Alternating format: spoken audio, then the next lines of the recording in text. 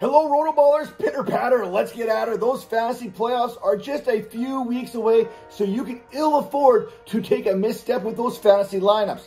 This week's buys are not going to hurt you, but some players' production is going to need to be replaced. Luckily, I got you covered with your Week 11 starts and sits at the wide receiver position, starting with Terry McLaurin of the Washington Commanders taking on the New York Giants. Last week, New York was responsible for 2 of the top 3 scoring wide receivers in fantasy. CeeDee Lamb, who's arguably been the best wide receiver in the NFL over the last 4 weeks, and Brandon Cooks, who also ended up with 9 catches for 173 yards.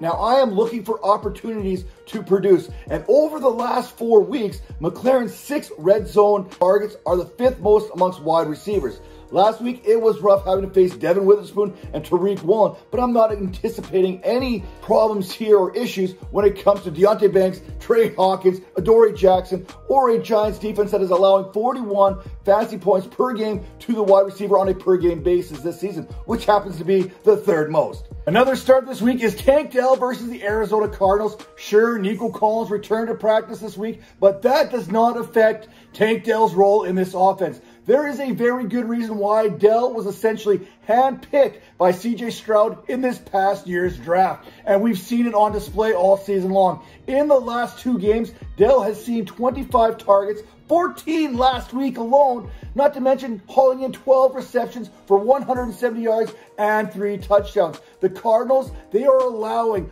around 34 fantasy points per game to opposing wide receivers. This and Dell has produced over 18.5 fantasy points in 4 contests in which he has seen at least 7 targets and is coming off of back-to-back 18-point performances.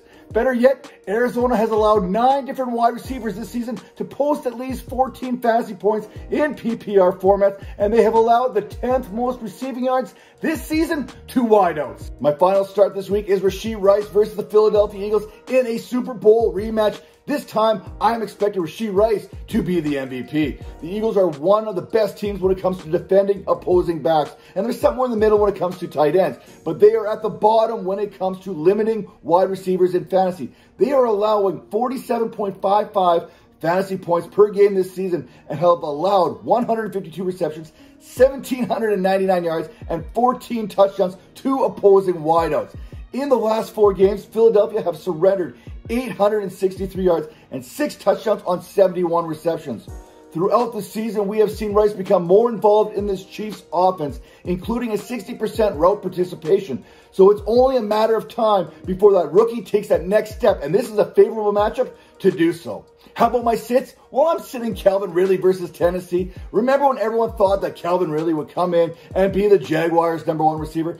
Those were the good old days, days filled with hope. Now they seem like days of blind foolishness. Ridley hasn't been terrible, but he hasn't been great, and he certainly hasn't been consistent. Well, he's been consistently bad, actually. In 9 games this season, he has failed to record more than 40 receiving yards in 6 of those contests, and he has just 2 touchdowns so far. Christian Kirk is the bona fide wide receiver 1 in Jacksonville, and outside of Travis Etienne, those are really the only Jaguars you can trust week in and week out.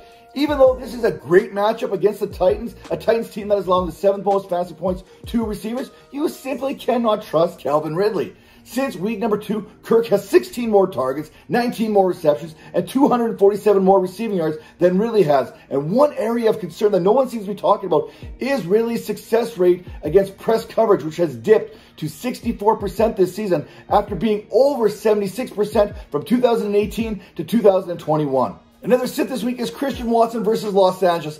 The risk here is too great. The reward is not worth it. This is a great matchup for Watson. Make no mistake about it, but not much more. Amon-Ra St. Brown is coming off an 8-catch, 156-yard performance against his Chargers team last week, yet I'd rather insert Noah Brown with Nico Collins back in the lineup than put Christian Watson back in. That is how far Watson has fallen. Last week, Watson was once again outperformed by his Packers teammates. Jaden Reed, 5 catches, 84 yards and a touchdown. Romeo Doubs, 3 catches, 31 yards and a touchdown. Even Dontavian Wick caught 3 passes for 51 yards. What does Watson do? He goes out there last week and catches his 2 passes for 23 yards. This was all after Watson was the 4th leading receiver the week before against the Rams. Now Watson, he is out. He is out of my fantasy circle of trust. Make no mistake about it. Also, make no mistake by sitting George Pickens this week against the Cleveland Browns. too much inconsistency, and now he is facing a tough Browns secondary once again. A secondary that is allowing the third fewest points this season to wide receivers.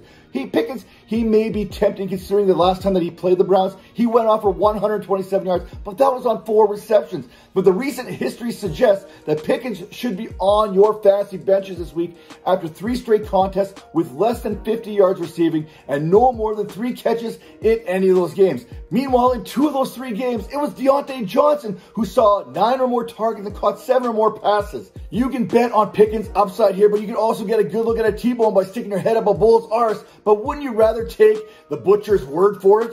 Now, Puka Nacua versus Devin Witherspoon, this is a fun head-to-head type matchup. Offensive Rookie of the Year versus Defensive Rookie of the Year, and it appears that Matthew Stafford will be returning this week.